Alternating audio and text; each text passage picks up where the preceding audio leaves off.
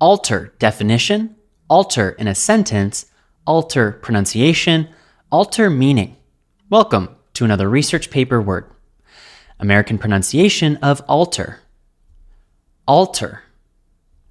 Al-ter. Alter. Alter means to change something.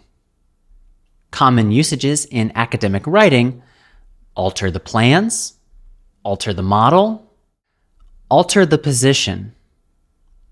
Example sentences: alter verb.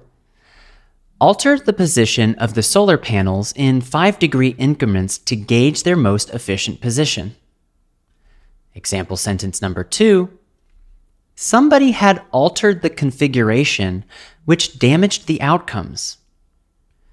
The common academic writing variation is alteration, noun. Alterations to the schedule had to be made due to budget constraints. Please write a sentence using alter in the comments section. I will read it and reply. Now you can use alter confidently in your research papers. Like and subscribe, and I'll see you in the next research paper word video.